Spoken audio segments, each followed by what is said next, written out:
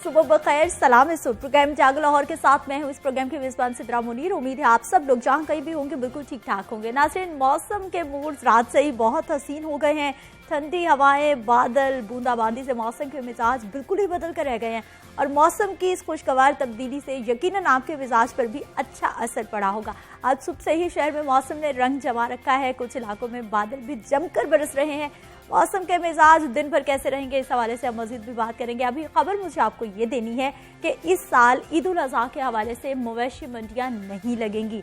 Punjab government की जानिब से कोरोना वबा की सूरत हाल को मद्देनजर रखते हुए और वबा को फैलने से रोकने के लिए लाहौर समेत पंजाब के बड़े शहरों में मवेशी मंडियां ना लगाने का फैसला किया गया है। और तालीम के मैदान से खबर ये आई है कि मैट्रिक के इम्तिहानात के नताइज का ऐलान सितंबर से पहले कर दिया जाएगा। वजीर हायर एजुकेशन राजा यासिर हुमायूं के मुताबिक तमाम तैयारी मुकम्मल हो चुकी है। जल्द पेपर्स की चेकिंग का आगाज हो जाएगा और शहर में पेपर मार्किंग के लिए 24 सेंटर्स भी कायम कर दिए गए हैं। और हाँ, माओं के लिए अच्छी खबर यह है कि स्कूल खोलने की भी तैयारियां हो रही हैं। मरहलावार बच्चों को स्कूल बुलाने की तजावीज़ भी ज़ेरे गौर है। पहले मरहले में 8वीं और 5वीं के बच्चों को स्कूल बुलाया जाएगा। कब तक फैसला हो जाएगा, स्कूल कब से खुलेंगे, एसओपीज क्या तय होंगे और उन एसओपीज पर अमल दरामद कैसे किया जाएगा, इन तमाम मामलात पर आज के प्रोग्राम में हम बात करने वाले हैं। आगे बढ़ते हैं, कुछ बात करेंगे जी। मॉनसून की बारिशों के लिए वासा की हिकमत अमली तैयार कर ली गई है। निकासी आब के लिए टाइम भी मुकर्रर किया गया है और बताया गया है कि किस तरह से कौन कौन से इलाकों से कितना टाइम लगेगा और उसके बाद वहां से पानी को निकाल दिया जाएगा। वासा हुक्काम का कहना है कि 100 मिलीमीटर बारिश के बाद 2 घंटे में निकास को अमल को मुकम्मल कर लिया जाएगा। मजीद क्या कहा, रिपोर्ट में देखते हैं।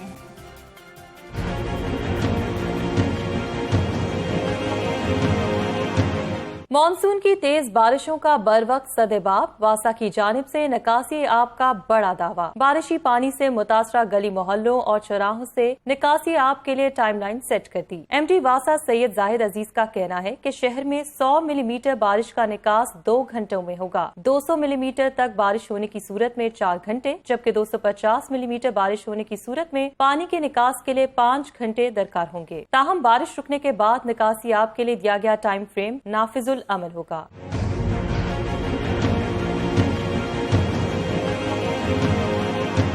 वासा डायरेक्टर्स को मानसून के दौरान लक्ष्मी चौक, माल रोड, नाभा रोड और चौक नाखुदा को अव्वलीन तरजीहात पर क्लियर करने का हुक्म दिया गया है। मॉनसून की बारिशों में वासा की तैयारियां तो आपने जान ली हैं। कोरोना वबा की वजह से लोगों को घरों में रहना है, खुद को क्वारंटीन करना है, समाजी फासलों का ख्याल रखना है, अफरादी दूरी इख्तियार करनी है। ऐसे में हमने देखा कि वीडियो गेम्स खेलने का रुझान बहुत ज़्यादा बढ़ गया। माओ ने अपनी जान छुड़ाने के लिए बच्चों को मोबाइल टैब्स दे दिए ताकि वो गेम्स खेलते रहें। न सिर्फ बच्चे बल्कि हमारी नौजवान नस्ल भी बुरी तरह से वीडियो गेम्स की लत में मुब्तला हो चुकी है। जबकि खबर ये है कि वीडियो गेम्स का खेल भी खूनी बन चुका है। पबजी वीडियो गेम्स छोटे बड़े सबकी जान को आ गई है। लाहौर शहर में यक के बाद दीगरे 2 खुदकुशियां सामने आई हैं। लाहौर पुलिस ने गेम पर पाबंदी लगवाने के लिए कोशिशें भी शुरू कर दी हैं, जबकि माहिरीन नफ्सियात कहते हैं कि वीडियो गेम्स बच्चों की ज़हनी सेहत को तबाहकुन हद तक मुतासिर कर सकती है। अरसलान हैदर रिपोर्ट कर रहे हैं।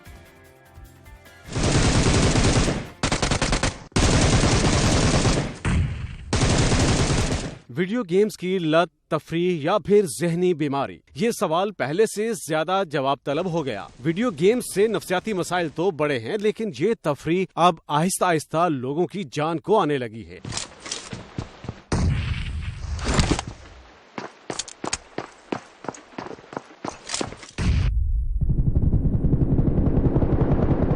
ऑनलाइन वीडियो गेम्स पबजी ने भी छोटे बड़े सब पर अपने खौफनाक असरात छोड़ने शुरू कर दिए। रवैये में ऐसी तब्दीली के गेम्स खेलने को न मिले तो बच्चों का गुस्सा आसमान पर पहुंच जाता है। कई एक की ज़हनी कैफियत तो ऐसी कि जान की भी परवाह न की।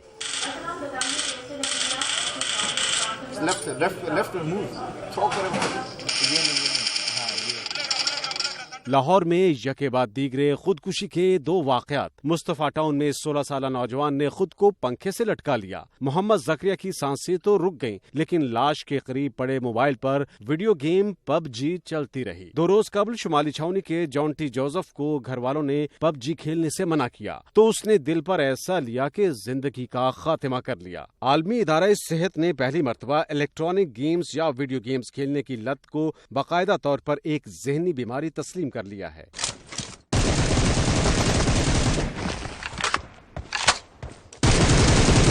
तिब्बी माहिरीन भी मानते हैं कि गेम्स खेलने के जुनूनी कुछ लोग ऐसे होते हैं जिनका इलाज किया जाना चाहिए। सर्विसेज अस्पताल के असिस्टेंट प्रोफेसर डॉक्टर मजहर नोमान कहते हैं कि वीडियो गेम्स बच्चों की ज़हनी सेहत को तबाहकुन हद तक मुतासिर कर रही है। ऑनलाइन गेमिंग के दोनों ज़हनी और जिस्मानी सेहत पर असरात होते हैं। जिस्मानी सेहत पर अगर हम बात करें तो पट्टों में खिंचाव, अकड़ाव का महसूस होना और सर में दर्द, ज़्यादा देर के लिए इंटरनेट पे बैठे रहना और ऑनलाइन बैठे रहना। दूसरी जानिब पबजी के मनफी असरात को लाहौर पुलिस ने बर वक्त महसूस कर लिया और गेम पर पाबंदी लगवाने के लिए कोशिशें शुरू कर दी हैं।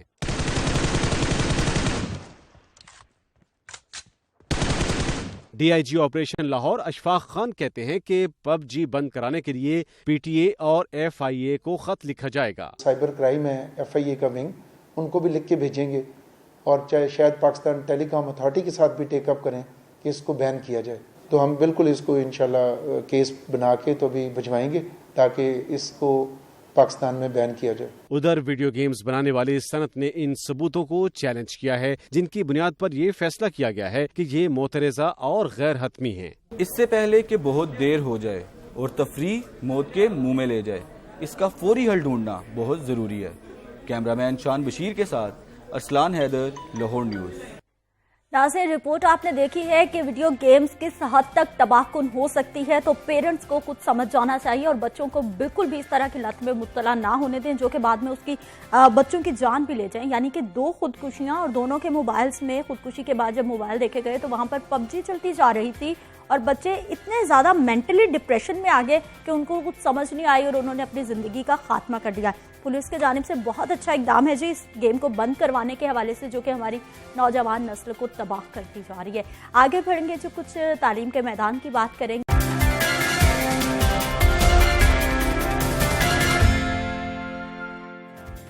प्रोग्राम में एक बार फिर से आपको खुश आमदीद कहते हैं। नाज़रीन, कोरोना वायरस के हवाले से खबर हमने आज के प्रोग्राम में ये शामिल करनी है कि पहले देखा कि जो अफराद कोरोना वायरस के बायस जाँ बहक हो जाते थे उनके घर वालों को, लवाहिकीन को आखिरी दीदार की इजाज़त भी नहीं मिलती थी, कोई देख नहीं सकता था, डेड बॉडी को बाकायदा तौर पर गुस्ल नहीं करवाया जाता था, घर वाले गुस्ल में शामिल नहीं हो पाते थे, जिसकी वजह से यकीनी तौर पर एक जो लवाहिकीन है उनके लिए ये बड़ी तकलीफ दे बात होती थी। लेकिन अब SOPs को तब्दील कर दिया गया है।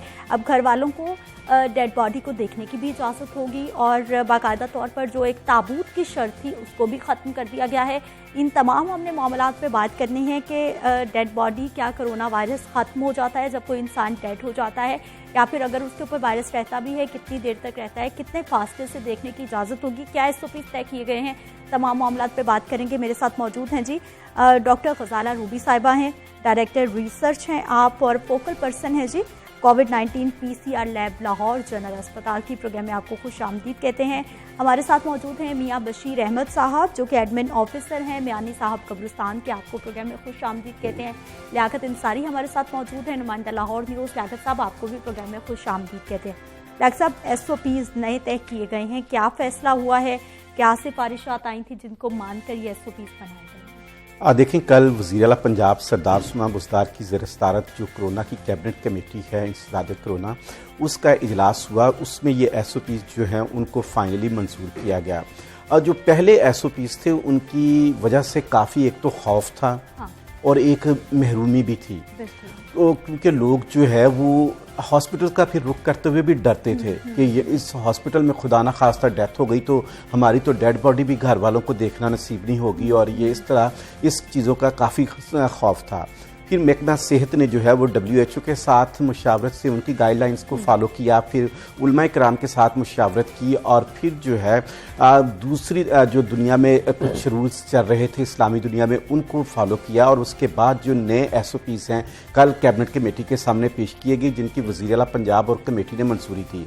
अब जो है कोई भी जो तदफीन करने वाला शख्स है उसके जो वर्सा हैं वो जो है वो नमाज जनाजा में और फिर तदफीन के अमल में और गुस्ल के अमल में शरीक हो सकते हैं SOPs के तहत हैं। ताहम जो गुस्ल का अमल होगा वो लोकल गवर्नमेंट की जो टीम्स हैं, अगर खातून होगी तो ख़वातीन की टीम और अगर मर्द होगा तो मर्द की टीम जो है वो ये फरीज़ा सर अंजाम देंगे। लेकिन हिफाजती किट पहनकर जो है वो वर्षा भी अगर चाहें कि वो आखिरी रस्मात अदा करते हुए गुस्ल की सादत हासिल करें तो वो भी हिफाजती किट पहनकर ये कर सकते हैं। पहले ये था कि ताबूत जो है वो लाजम था ना, अब ये ताबूत की शर्त लाजमी नहीं है। पहले जो है मैयत को जब कब्र में भी उतारा जाता था तो डोरी इस्तेमाल की जाती थी, रस्सी इस्तेमाल की जाती थी, उसकी शर्त भी ख़त्म कर दी गई है। बुनियादी तौर पर इसके बाद ये है कि इसका लोग जो है उनका कदरे हॉस्पिटल की तरफ भी रुख में इजाफा होगा। लोगों को अब इस बात का एहसास है कि उनकी मैयत जो है कम अज़ कम अगर खुदा न खास्ता बहुत सीरियस होने के बाद उनको कुछ ऐसा होता है तो उनके क्योंकि लोग इसमें ये डरते थे और आखिरी लम्हों में हॉस्पिटल जाते थे। लोग अवॉइड करते थे कि बताया ही ना जाए, घर पे ही बस सेल्फ आइसोलेशन करके जितना घर में इलाज कर सकते हैं कर लें। लेकिन अब चूंकि इन SOPs को नरम किया गया है, इस हवाले से हुकूमत पंजाब ने जो है वो जो पहले सख्त शराइत थी उनको ख़त्म किया है। बिल्कुल। बशीर साहब हमें सर ये बताइएगा कि कब्रिस्तान में पहले तो ज़िला इंतज़ामिया या फिर 1112 ED के एहलकार आते थे, तो पहले क्या हालात होते थे, किस तरह से कोरोना की स्पेशली मैयत की तदफीन होती है? बिस्मिल्लाहिर्रहमानिर्रहीम। सबसे पहले हमारे पास कोरोना की बॉडी 14 अप्रैल को आई है। ठीक। उसके बाद फिर ये रेशो बढ़ना शुरू हुआ है मई के महीने में। मई मैं जो 2019 की बात बताता हूँ आपको, उस वक्त 657 थे और जो मई 2000 में ये वाले जो चल रहा है 2020 का, इसमें 967 आ गए हैं, यानी कि रेशो उसका बढ़ गया है। और इसी तरह मैं जून पीछे चला जाता हूँ, जून 90 के अंदर उस वक्त थे 696। अभी जून यानी कल 23 तारीख थी, 23 तारीख तक 1044 लोग हमने मदफून कर दिया है, जिसमें कोरोना पेशेंट कोरोना जो तदफीन हुई है, जो डेथ बॉडी थी उनकी 110 की हमने तदफीन कर दी है। और पूरे SOP के तहत हमारे चेयरमैन है, हमारे DC लाहौर दानिश अफजाल साहब, उन्होंने हमें किट दी हुई है, सैनिटाइजर दिए हैं, ग्लव्स दिए हैं, पूरे SOP के तहत उनको दफन किया है। अब जबकि आप अभी बता रही हैं कि ये सारी शर्तें ख़त्म कर दी, और वो ताबूत में लेकर आते थे और लेकर भी 11 22 आते थे, 4 से 6 लोग 10 लोग ये लोग आते थे और वो तदफीन करके, जिस तरह मेरे भाई ने बताया कि वो डोरी के साथ उतारते थे, बिल्कुल ये सही कहा इन्होंने, बिल्कुल उसको रस्सियों के साथ उतारते थे। और लोग डरे हुए थे, ऐसे डरे थे कि वो पीछे हटते थे। बशीर साहब, घर वाला कोई नहीं आता था कि या कोई लोग आते हों, कोशिश करते हों कि हम आखिरी दीदार कर लें अपने प्यारों का, या फिर बताया नहीं जाता था और ला के सिर्फ तदफीन कर दी जाती? देखिए वो दीदार कैसे हो, ताबूत के अंदर उनको बंद किया होता था सारा, उसको बगैर टीपे लगाई होती थी उसको, तो वो दीदार भी नहीं हो सकता था, सिर्फ वो नमाज जनाजा पढ़ लेते थे और वो लोग 8 से 10 लोग होते थे, ज़्यादा नहीं होते थे। अब जबकि आप बताया गया कि ये तो अच्छा है कि बगैर ताबूत के हम वो भी दफन करेंगे, उसी SOP की तहत दफन करेंगे जिस तरह हमने पहले किया। ठीक हो गया। डॉक्टर साहिबा, WHO की जानिब से पहले ही बताया गया था, लेकिन हमारी पंजाब गवर्नमेंट ने इन जो SOPs हैं इनको अब तब्दील किया है। आप हमें टेक्निकली बताइए कि ये वायरस डेड बॉडी, जैसे कोई इंसान डेड होता है उसकी सांसें रुकती हैं, तो क्या ये वायरस भी ख़त्म हो जाता है या फिर ये कितनी देर तक बॉडी के अंदर या फिर ऊपर रह सकते हैं? बिस्मिल्लाह, थैंक यू सिद्रा। ये मेरे ख्याल है more than 2 weeks have gone कि WHO ने अपनी SOPs रिवाइज किए थे, जिसमें उन्होंने कहा कि जब पर्सन डेड हो जाता है तो virus is no more replicating. Replicating का मतलब है कि उसकी तादाद नहीं बढ़ रही, वो जिंदा नहीं है और वो 30 मिनट्स के अंदर डेड हो जाता है। सही। ये more than 2 weeks have gone, ये WHO ने रिकमेंडेशन दी थी। हमारे यहाँ कल आ गई है, मोस्ट वेलकम, देर आए दुरुस्त आए की बात है। लेकिन मैंने अपने काफ़ी सारे शोज में कहा था कि हम गोरे नहीं हैं, हमें डेड बॉडीज़ देखने दीजिए। हाँ। और इतनी इन्फेक्शियस नहीं होती कि क्योंकि जब वो डेड हो जाती है तो आधा घंटा तो उसको हॉस्पिटल से रिलीज होते ही लग जाता है, मोर देन दैट, बल्कि 2-3 आवर्स लगते हैं। तो इसलिए उनकी फैमिलीज़ को उनको देखने की SOPs के साथ गुस्ल करने की इजाज़त दी जाए, ठीक है। और उसके बाद क्योंकि जाहिर है कि हम सोशली लिंक्ड हैं, मॉरली लिंक्ड हैं, तो हमारे वो रिलेशनशिप्स नहीं हैं गोरों की तरह। हाँ। तो हमारा थोड़ा सा डिफरेंट कल्चर है और मुस्लिम्स हैं, हमें ये सब चीज़ें करने दी जाएं, क्योंकि एक तो जब तक आपकी वायरस रेप्लिकेटिंग नहीं है वो इन्फेक्शियस ही नहीं है, ठीक है, एक बात। और दूसरी बात यह है कि जब पर्सन ही डेड हो गया तो उसमें वायरस कहाँ से रेप्लिकेटिंग होगा? Virus is no more alive, उसको जिंदा रहने वाली वो सब चीजें ही नहीं है उसके अंदर। अच्छा, एक बात है। हाँ। और दूसरी बात यह है कि अनटिल एंड अनलेस कि उसके अंदर से कोई ऐसा फ्लूइड नहीं निकल रहा, नाक से, मुंह से, कान से या किसी और जगह वूंड है, डायबिटिक है पेशेंट, उसको वूंड है, तो वहाँ के वूंड से उसको इन्फेक्शन नहीं हो रहा या कोई लिक्विड सिक्रेटिंग नहीं हो रहा जो कि इन्फेक्शन कॉज कर सकता है, या जो सराउंडिंग को या रिलेटिव्स को या किसी और को कॉज कर सकता है, तो उसके लिए मेरा ख्याल है कि इतनी प्रॉब्लम नहीं होगी। ये SOPs इसीलिए उन्होंने WHO ने बड़े डिटेल के साथ मोर देन 8 पेजेस के साथ उन्होंने रिलीज किए थे, और जिसमें एक एक चीज़ बताई गई थी, और वायरोलॉजिस्ट भी उसमें इन्वॉल्व थे। CCD ने अपनी भी गाइडलाइंस दी थी।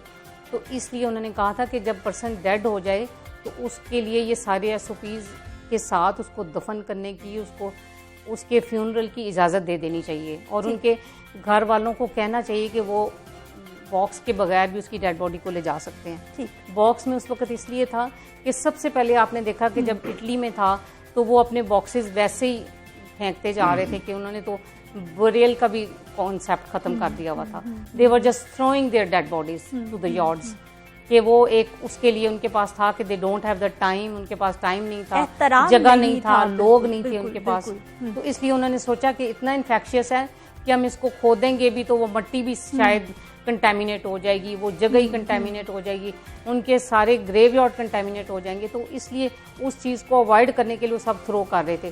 तो लोगों की देखा देखी इतना खौफ फैल गया हुआ था कि वो लोग अपने घर वाले भी, उसके बहुत नियर फैमिली मेम्बर भी उसकी डेड बॉडीज़ पे, उसके फ्यूनरल पे, उसकी तदफीन के लिए जाना क्या मतलब कि अफसोस करना तक पसंद नहीं करते। बिल्कुल ऐसा ही है डॉक्टर साहब, और एक बहुत बड़ा सेटबैक था ये हम सब के लिए। लेकिन आई डू वेलकम कि उन्होंने बड़े अच्छे SOPs किए हैं कि SOPs के साथ आप उसकी डेड बॉडी लेके भी जा सकते हैं, उसकी तदफीन में भी शामिल हो सकते हैं और उसकी गुस्ल में भी शामिल हो सकते हैं। ठीक, लियाकत साहब अब हमें ये बताइए कि फैसला क्या हुआ है?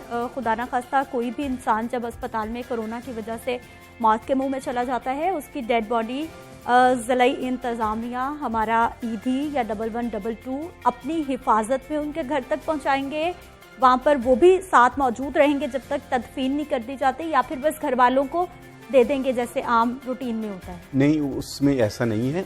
उसमें जो गवर्नमेंट की जो नॉमिनेटेड टीम्स हैं वो साथ होंगी। लोकल गवर्नमेंट की जो टीम है स्पेशली वो उसको ये टास्क असाइन किया गया कि वो जाएंगी और उनको जो गुस्ल के अमल में है वो मुआवनत करेंगे। मुकम्मल तौर पर जो है कि सिर्फ घर वालों पर छोड़ देना ये नहीं हुआ। SOPs में घर वालों को रिलैक्स किया गया, उनको ये इजाज़त दी गई है कि वो भी अगर हिफाजती किट पहन लें तो वो भी उस लोकल गवर्नमेंट की टीम के साथ अपने प्यारे की मैयत को गुस्ल दे सकेंगे। ठीक है, इसलिए वो जो लोकल गवर्नमेंट की टीम्स हैं उनका जो किरदार है, जो दूसरी हुकूमत पंजाब की टीम्स हैं उनका किरदार जो है वो बदस्तूर मौजूद रहेगा। बुनियादी तौर पर जो है फिर इसमें यह है कि एक रिश्तेदारों को भी इजाज़त दी गई है कि वो भी आ सकें और एक फासले से जो है वो आखिरी दीदार कर सकें, क्योंकि पहले आखिरी दीदार से भी महरूम रहना जो है वो एक सारी ज़िंदगी का पछतावा होता है कि लोग कहते हैं कि हमने खुदा न खास्ता अपने वालिद को, वालदा को या बहन या भाई को आखिरी दीदार भी नहीं किया। तो आखिरी दीदार की भी इसमें इजाज़त दी गई है, लेकिन कदरे फासले के साथ। बहरहाल इसमें SOPs को नरम किया गया है, SOPs को जो है मुकम्मल तौर पर ख़त्म नहीं किया गया कि अब आप खुद ही अपनी डेड बॉडी महसूस करें, खुद ही सारा प्रोसेस करें, फिर यह है कि आप फांसी किट भी ना पहने और खुद ही गुस्ल दें। इस तरह की कोई नरमी नहीं की गई। कदरे जो है शायद पहले जो थी उनको नरम किया गया ताकि जो है एक लोगों को जो है वो आखिरी रसूमात में जो है वो एक सेटिस्फेक्शन हो कि वो एक इस्लामी नुक्ता नज़र से, अखलाकी नुक्ता नज़र से जो है वो उन रसूमात में शरीक हुए हैं। ठीक, बशीर साहब, हमारा जो मियानी साहब कब्रिस्तान है लाहौर का एक बड़ा कब्रिस्तान है, यहाँ पर ये जो कोरोना की डेड बॉडीज़ जैसे पहले तदफीन की जा रही थी, इनके लिए कोई स्पेशल जगह मुख्तस की गई थी कि ये जगह इनके लिए है, यहीं पे तदफीन की जाएगी, या फिर जैसे आम कब्रिस्तान में जहाँ जहाँ जगह होती है वैसे ही होगी? ये ऐसे है मैडम कि जगह हमने अलग मख्सूस नहीं की है इसकी। जहाँ जिसके वारसान जहाँ पर पहले मदफून है उसके साथ स्पेस खाली है, हमने उनको वहीं पर एडजस्ट किया है ताकि वो दुआ के लिए जब आएँ तो एक ही जगह पर आएँ। वो उसके अलावा हमने कोई अलग जगह नहीं बनाई इसकी, वहीं एक ही जगह पर उनके वारसान की कब्रों के साथ ही उनको दफन किया है। अच्छा, हमें ये बताइए कि अभी चूँकि वबाई सूरत हाल भी है, हमने देखा कि अब अमवात में बहुत ज़्यादा इजाफा हो गया है। जब कोरोना की वबा नहीं थी रूटीन के हालात थे तब तकरीबन कितने डेथ रेशो थी हमारे यहाँ, अब क्या बढ़ गई है या फिर कम हुई है? बढ़ गई है। पहले तो हमारी 18 से 20 थी डेली की रेशो, अब ये मई से महीने से ये ज़्यादा ये बूस्टअप हुआ है। मई में मैंने अब जैसे आपको पहले बताया तकरीबन कोई 657 2019 में और 967 ये 2020 में आया। इसी तरह 2019 जून में आप देख लें 696 थे, ठीक। और अभी जो से मैंने कल तक कैलकुलेट किया है 23 तारीख तक 1044 लोग मदफून हो गए हैं। बीच में कोरोना पेशेंट 110 हैं। ठीक। कोरोना पेशेंट्स की तादाद डेड बॉडीज की ज़्यादा है या फिर रूटीन में जो बात हो रही है उनमें कोई कमी देखी गई है? क्योंकि अस्पतालों में हम देख रहे हैं कि बहुत कम हो गया है आम लोगों का, आम रश बहुत कम हो गया है। तो शरह अमवात में भी क्या फ़र्क पड़ा है? जी मैडम पड़ा है। कोरोना की ज़्यादा आ रही है? नहीं अब कम हो रही है। अब कम हो रही है आहिस्ता आहिस्ता? जी कम हो रही है बात। ठीक। डॉक्टर साहबा, हमें ये बताइए कि आप हमें डेड बॉडी की बता रही थी कि ना वो वायरस फैल सकता है बल्कि वो साथ ही जैसे सांसें रुकती हैं वो डेड हो जाता है। तो अगर खुदा ना खास्ता उसकी डेड बॉडी की बॉडी के ऊपर, हाथ पे, बॉडी पे, कपड़े पे कहीं मौजूद है, उसका क्या है? क्योंकि हम लोग इस वायरस के हवाले से पढ़ते आए हैं कि ये सरफेस पे, कपड़ों पे इतनी देर, इंसानी जिस्म पे इतनी देर, इतने घंटे ये जिंदा रहता है। उसके ट्रांसमिशन केसेस बहुत कम रिपोर्ट हैं इस तरह के। ठीक। आपने बातें करनी है साइंटिफिक लैंग्वेज में, अनटिल एंड अनलेस एविडेंस और रिसर्च प्रूव ना करे तो आप उन चीज़ों को लेकर मत चलें, ठीक है, रेफरेंसेस पर, क्योंकि एक नया वायरस था, न्यू वायरस था। अनटिल एंड अनलेस हर मुल्क में जब तक इंटरप्रेट नहीं हुआ, आगे नहीं चला, डिफरेंट एज ग्रुप के लोग, डिफरेंट डिजीज़ के लोग, डिफरेंट इम्यून सिस्टम के लोग उस वायरस का शिकार नहीं हुए, हमें पता नहीं चला कि हाउ दे रिएक्ट। क्योंकि बच्चों ने डिफरेंट रिएक्ट किया, ओल्ड एज वालों ने डिफरेंट रिएक्ट किया, यंगस्टर जो थे वो एसिम्प्टोमेटिक हैं इसमें, और वो लेकिन पास ऑन करते हैं वो वायरस, ये आपको सबको पता है। वो खुद एसिम्प्टोमेटिक रहते हैं लेकिन they easily pass on virus to the people of the family जो कि 50+ होते हैं और या इससे ज़्यादा ओल्ड होते हैं। इसलिए कहा जाता है ना कि जवान बाहर जाने से रुकते नहीं और बाहर से घर आते हुए वो वायरस लेके आते हैं साथ और फिर बड़ों को लगाते हैं और बड़ों को घर में इन्फेक्ट करते हैं। लेकिन मसला ये है कि ये सिर्फ एक कब्रिस्तान की बात कर रहे हैं, हमें नहीं पता कि लाहौर के कितने कब्रिस्तान थे सिर्फ लाहौर शहर में, और कितने कब्रिस्तान थे और लोग इसका शिकार हुए हैं और तेज़ी से हो रहे हैं। आपको मैं बताऊं, ये जो 1 और 2 ये जो जून का महीना स्पेशली था, इसमें जो कोविड के पेशेंट थे वो डिफरेंट सिम्टम्स के साथ आए हैं। पहले लोगों को सिर्फ बुखार है, खांसी होती थी और सिर्फ के गला खराब है, एंड देन इब्तदाई सिम्टम्स हम भी डॉक्टर साहब यही बताते आए हैं कि आपको नज़ले जुकाम जैसी फीलिंग आई। लेकिन अब उसकी सारी सिम्टम्स चेंज हो गई क्योंकि ये म्यूटेट कर गया वायरस, एक नई शक्ल आ गई इसकी। जो ही इसकी शक्ल चेंज हुई उसके साथ आपकी क्लिनिकल कंडीशन भी चेंज हो गई। अब लोग ज़्यादातर आते ही सांस की तकलीफ के साथ हैं, उनको गैस्ट्रोएंटेराइटिस भी हो जाता है, उनको डिफरेंट सिम्टम्स भी हो जाती हैं और वो इमीडिएटली आपको एक दिन में, घंटों में डिसीजन करना पड़ता है। ये नहीं है कि आप रात को पेशेंट आया तो आप इसको सुबह आईसीयू में शिफ्ट करेंगे, सुबह इसके टेस्ट कराएंगे।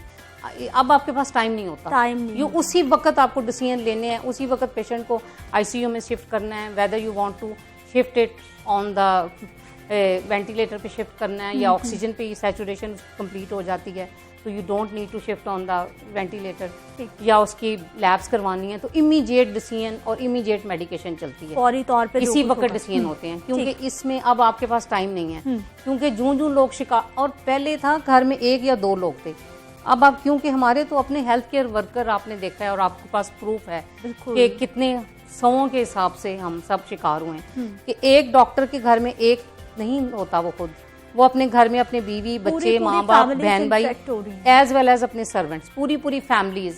हमने तो, मेरे पास तो इस वक्त रिकॉर्ड है क्योंकि मैं तो वो हूँ जो कि रात को लोगों को न्यूज़ देती हूँ, बैड न्यूज़ के यू आर इन्फेक्टेड, आपकी फैमिली में ये इन्फेक्टेड है, लेकिन कभी कभी मैं अच्छी भी खबर देती हूँ उनको कि भाई आप क्योर हो गए हैं तो आप नेगेटिव हैं। तो इसलिए ये है कि भाई पूरी फैमिलीज आपकी इन्फेक्ट हैं, 1 या 2 बंदे नहीं इन्फेक्ट, यानी पूरी फैमिलीज इन्फेक्टेड हैं। बहुत बुरी तरह से फैल चुका है। लियाकत साहब, हमें ये बताइए कि जिस तरह से इजाज़त तो दे दी गई है SOPs की, अब ये गुस्ल के जो मराहिल हैं इनके भी कोई स्पेसिफिक सेंटर्स होंगे या फिर जैसे घरों में पहले डेड बॉडी को गुस्ल दिया जाता है फिर दफनाया जाता है, इसी तरह से होगा? नमाज जनाजा कैसे अदा होगी, घरों में होगी या फिर कब्रिस्तान में जाके होगी और चंद लोगों को, सिर्फ घर वालों को इजाज़त होगी? देखिए, हुकूमत जो है इस बात की तो हौसला अफजाई नहीं करती कि बहुत ज़्यादा रश हो। हाँ। ठीक है, लेकिन इसमें जो इजाज़त में है वो अजीज़, रिश्तेदार, ठीक है ना, और करीबी जो फैमिली के मेंबर्स हैं। कोई तादाद बताई गई कि ज्यादा से ज्यादा कम से कम इतने होने चाहिए? देखिए, तादाद का नहीं है, हो सकता है कि किसी के फैमिली के लोग लाहौर में हो ही 5-7, मतलब जो है करीबी, वो तो कम जितनी हो लेकिन जाए वो तो ये अच्छा है कि बहरहाल हुकूमत की अभी भी जो सोशल डिस्टेंस की पॉलिसी है वो इधर भी बरकरार रहेगी। इसमें भी नमाज जनाजा अदा करते हुए एक फासला रखना होगा। लाइन जो है वो उसी तरह बिल्कुल आम तरीकाकार के मुताबिक लाइन नहीं होगी कि साथ के कंधे से कंधा मिला के खड़े हों। अब तो वैसे भी नमाज तक के लिए भी जो है वो SOP है कि वो फासला रखना है, तो इसमें नमाज जनाजा में भी जो है वो फासला रखना होगा। और जो है बहुत बड़े इज्तिमात की हुकूमत ने कोई हौसला अफजाई नहीं की या उसकी इजाज़त नहीं दी। इसमें यही है, कहा गया है कि SOPs के तहत जो फैमिली मेंबर हैं, रिश्तेदार हैं, वो आएँ, वो गुस्ल के अमल को देखें, वो तदफीन के अमल को जो है उसमें शरीक हों और नमाज जनाजा के अमल में शरीक हों।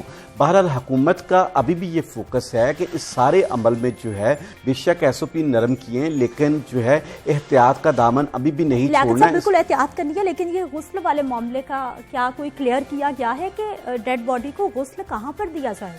देखिए, डेड बॉडी को गुस्ल देने के जो तरीकाकार पहले मौजूद हैं, उन्हीं तरीकाकार में ये SOPs को जो है कि वो आपने फास्ती किट पहन के जो है जिस तरीके से घर में, उनके घरों में ही दिया जाएगा जैसे पहले होता है, या कोई सेंटर्स बनेंगे? नहीं, सेंटर्स के हवाले से अभी कोई इस तरह की वजाहत नहीं है कि कोई एक खास स्पेसिफिक सेंटर होगा, वहाँ पर डेड बॉडी को लेके जाएंगे और फिर वहाँ से जो है वो गुस्ल और फिर उसको मैयत को लाया जाएगा। तो इस तरह की कोई अभी नहीं इस चीज़ में। इस मामले को अभी इसका मतलब है क्लियर होना बाकी है। देखिए, नोटिफिकेशन जारी कर दिया उन्होंने, 8 पेज पे मुश्तमिल ये नोटिफिकेशन है और इसमें काफ़ी चीज़ों का बहाम है नहीं है। आप बल्कि बात तो इतनी सी है ना कि लोगों को जो है एक अब इस्लामी और अखलाकी और सोशल नुक्ता नज़र से जो है वो एक सेटिस्फेक्शन दी गई है कि आप अपना प्यारा जो इस वजह से जो है इस दुनिया फ़ानी से चला गया है उसको देख सकें ना, उसकी मैयत का दीदार कर सकें, उसकी आखिरी रसूमात में अदा सकें। लोगों का यही एतराज़ था कि हम इन चीज़ों से महरूम क्यों हैं, ठीक है। वो इस वजह से खौफजदा भी थे, फिर इस वजह से हॉस्पिटल का रुख करने से भी जो है गुरेजा थे कि अगर वहाँ हॉस्पिटल गए तो फिर हमारी तो बहुत शुक्रिया लियाकत अंसारी साहब, आपका बहुत शुक्रिया प्रोग्राम में शामिल होने के लिए। बशीर अहमद साहब आपका शुक्रिया, डॉक्टर गजाला साहब आपका बहुत शुक्रिया।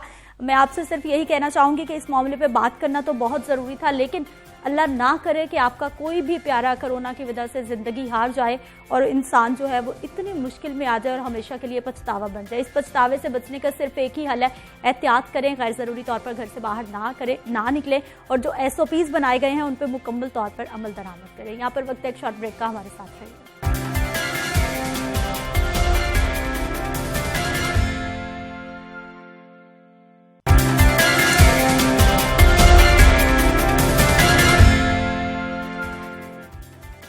प्रोग्राम में एक बार फिर से आपको खुशामदीद कहते हैं। नाज़रीन, कुछ खेल की दुनिया की बात करेंगे। गुज़िश्ता रोज़ हमने देखा कि 2 रोज़ से टेस्ट का सिलसिला जारी है हमारे कौमी प्लेयर्स का, जिन्होंने दौरा इंग्लैंड के लिए रवाना होना है उनका, और टीम ऑफिशल्स का भी।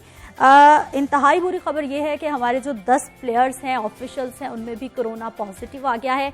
मेरी दुआ है कि अल्लाह ताला उनको, तमाम हमारे जो ऑफिशल्स हैं, प्लेयर्स हैं, उनको जल्द सेहतयाबी अता कर दें। इसी पर हमने बात करनी है कि इन तमाम चीज़ों का कितना असर होने जा रहा है, क्योंकि कोरोना एक बार पॉजिटिव आ जाता है तो उसको नेगेटिव होने में महीना भी लग जाता है, 40 दिन भी लग जाते हैं, 45 दिन भी लग जाते हैं, डॉक्टर्स की तरफ से ये कहना है। बात करेंगे जी, हमारे साथ मौजूद हैं आकिब जावेद साहब है, साबिक टेस्ट क्रिकेटर हैं, स्काइप से आप हमारे साथ मौजूद होंगे।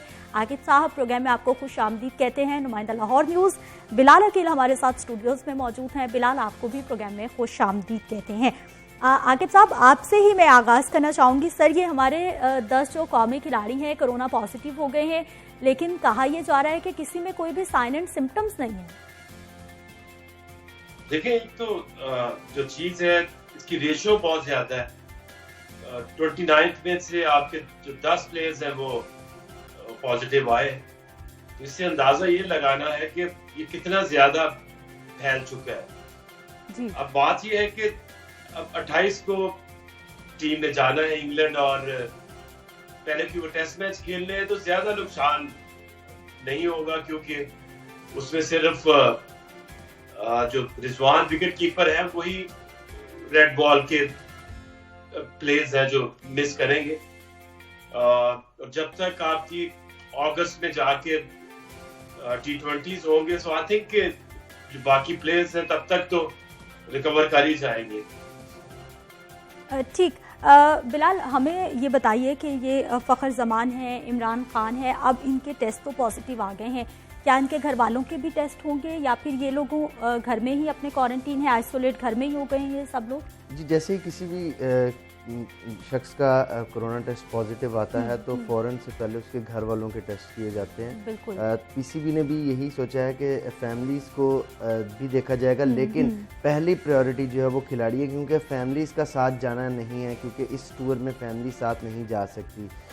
तो सबसे पहले पाकिस्तान क्रिकेट बोर्ड ने खिलाड़ियों के टेस्ट किए और जो जो खिलाड़ी का कोरोना टेस्ट मस्बत आ रहा है उनको फौरी तौर पर जो है वो घर में आइसोलेट कर दिया गया है। पाकिस्तान क्रिकेट बोर्ड का मेडिकल पैनल जो है वो फौरी तौर पर उनसे राब्ते में है, हर वक्त उनसे जो है वो बातचीत कर रहा है, उनकी तबीयत, उनका हाल, उनकी खैरियत जो है वो फौरी तौर पर मालूम कर रहे हैं। और ये जो मेडिकल पैनल है इन्होंने ही आगे डिसाइड करना है कि कौन से खिलाड़ी को आगे लेकर जाना है, कौन से खिलाड़ी को आगे नहीं लेकर जाना, क्योंकि अभी फ़िलहाल जो है वो 10 खिलाड़ियों के कोरोना टेस्ट मस्बत आ गए हैं। अब मज़ीद जो है वो कल दोबारा से एक दूसरा मरहला शुरू होगा जिसमें जिन खिलाड़ियों के मनफी टेस्ट आए हैं उनके एक दफ़ा फिर से टेस्ट होंगे। उसके बाद जिन खिलाड़ियों में जो है वो ठीक है, यानी डबल टेस्टिंग की पॉलिसी, क्योंकि जो टेस्टिंग है उसमें भी हार्म पाया जा रहा है, गलती हो जाती है, इम्कानात भी मौजूद हैं। आकिब साहब, पीसीबी को अब पूरी प्लानिंग एक बार फिर से देखनी पड़ेगी, क्योंकि हमारे प्लेयर्स जो पॉजिटिव आ रहे हैं अब नहीं मालूम कि कब तक उनके डबल टेस्ट नेगेटिव होंगे।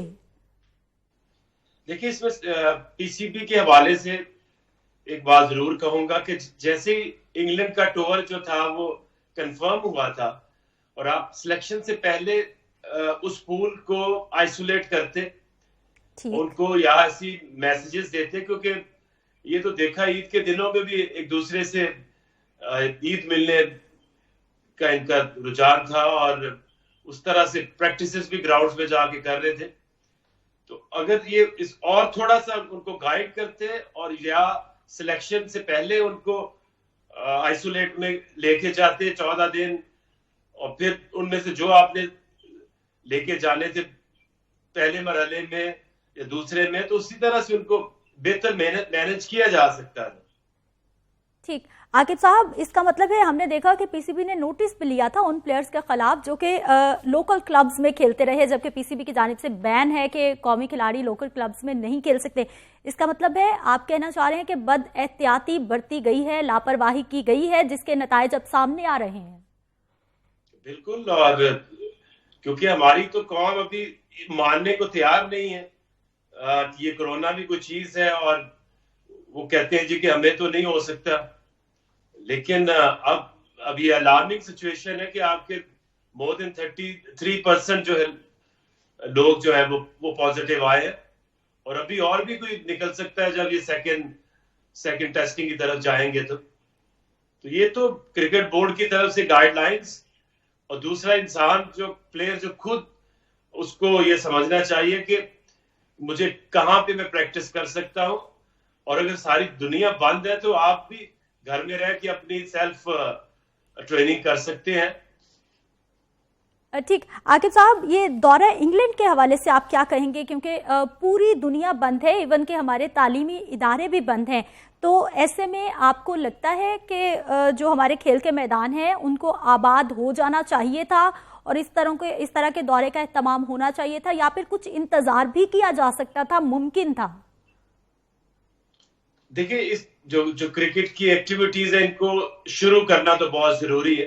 ठीक, उसकी वजह यह है कि फुटबॉल शुरू हो चुकी है, और अगर ये सीरीज नहीं होती और जैसे कि T20 वर्ल्ड कप भी के ऊपर डाउट आया हुआ है कि वो नवंबर में नहीं हो सकता, तो ये सारे क्रिकेट बोर्ड और आईसीसी, ये तमाम बोर्ड जो है इनके बहुत ज्यादा खतरा है कि ये दिवालिया होने की तरफ चले जाए।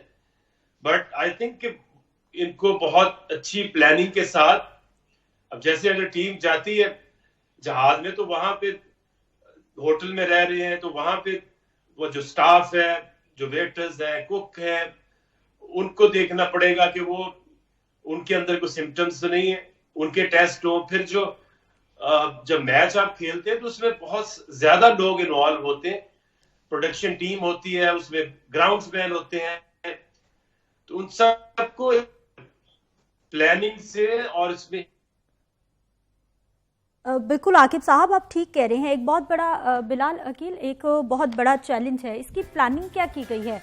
कितने लोगों के टेस्ट होंगे? क्या बार बार टेस्ट होंगे? क्योंकि खाना भी बाहर से आएगा, जैसा हम लास्ट प्रोग्राम में भी बात करते रहे हैं, कुछ अगर फ्रूट्स खाने हैं, कोई भी चीज़ लेनी है वो भी बाहर से आएगी। तो जिस तरह का ये वायरस बिहेव कर रहा है कुछ भी हो सकता है। अभी तो ये तय किया गया है कि 5 बार टोटल टेस्ट होंगे पहले टीम के, दोनों टीमों के, क्योंकि पहला टेस्ट है 5 अगस्त को, तो 5 अगस्त से पहले 5 बार जो है वो सैम्पलिंग की जाएगी खिलाड़ियों की, ताकि मुकम्मल तौर पर खिलाड़ियों को तहफ़्फ़ुज़ फराहम किया जाए। दूसरा, प्लानिंग पीसीबी को पहले से करनी चाहिए थी। उनको पता था कि इतना बड़ा दौरा आ रहा है, इसमें हमने 3 टेस्ट मैच खेलने हैं और 3 T20 मैचेस खेलने हैं। 29 का स्क्वाड अनाउंस करने से ये नहीं होता कि आपके किसी प्लेयर को हो भी जाए खुदा न खास्ता, तो 4 आपने रिजर्व प्लेयर्स भी रखे हुए हैं, लेकिन अभी आपके रिप्लेसमेंट मुश्किल हो जाती है। जी रिप्लेसमेंट मुश्किल हो जाती है, क्योंकि इनिशियल स्क्वाड जो आपने अनाउंस किया होता है या जो आप इंतखाब करना चाहते हैं वो आपका बेस्ट इंतखाब होता है। अगर उसमें कोई मसाइल आ जाएं, जैसे 10 खिलाड़ी अभी हमारे कोरोना का शिकार हो गए हैं, खुदा न खास्ता अगर आगे मज़ीद कोई खिलाड़ी होता है, क्योंकि आगे चार्टर्ड त्यारे में जाना है, क्रू भी सारा इंग्लैंड का होगा, उसके बाद हमने जाके इंग्लैंड में क़याम भी करना है, बायोसिक्योर माहौल में रहना है, लेकिन बायोसिक्योर माहौल बनाना इतना आसान काम नहीं होता। और कोरोना वबा में तो बहुत मुश्किल जी, तो नजर भी नहीं आता वायरस और हमला करता है। बिल्कुल ऐसे ही है। और दूसरा ये है कि खिलाड़ियों ने वहाँ पे ट्रेनिंग सेशंस भी करने हैं, फिर वो बॉल्स भी इस्तेमाल होंगे। चलिए इसी बात पे आकिब साहब मैं आपसे जानना चाहूंगी, यकीनी तौर पर इतना सिक्योर माहौल प्रोवाइड करना एक बहुत बड़ा चैलेंज है, क्योंकि हमने उन लोगों को भी वायरस में मुब्तला होते देखा जिन्होंने हद से ज़्यादा एहतियात बरती, बिल्कुल लापरवाही नहीं की, लेकिन उनका टेस्ट भी पॉजिटिव आया, उन्होंने भी खुद को आइसोलेट किया। सर ये बताइए कि अब जो हमारी कौमी टीम के हालात हैं, जो प्लेयर्स के, आपको एक एक प्लेयर का पता है, अगर खुदा ना खास्ता ये जो प्लेयर्स पॉजिटिव हो गए हैं, इनको ज़्यादा टाइम लग जाता है या फिर आने वाले वक्त में मज़ीद प्लेयर्स पॉजिटिव हो जाते हैं, तो क्या बाकी के प्लेयर्स इंग्लैंड का जो प्रेशर है या फिर जो कंडीशंस हैं उसको समझ पाएंगे, तमाम बोझ बर्दाश्त कर पाएंगे? इतनी सख्त है हमारी बकिया टीम में। देखिए अगर फुल स्ट्रेंथ से भी जाते हैं तो इनका तो कुछ चांस जीतने का मुझे नजर आता नहीं है, क्योंकि जिस तरह से पिछले 2 साल में आपकी चाहे T20 के आप चैंपियन थे, नंबर 1 थे, वनडे में भी आपकी रैंकिंग नीचे आई है, टेस्ट में भी नीचे आई है, और एक ऐसी टीम जो कि पिछले 2-2.5 महीने से किसी ने क्रिकेट नहीं खेली, प्रैक्टिस नहीं की, और वहां जाके इंग्लिश कंडीशंस में आई डोंट थिंक कुछ चांस है सीरीज जीतने का।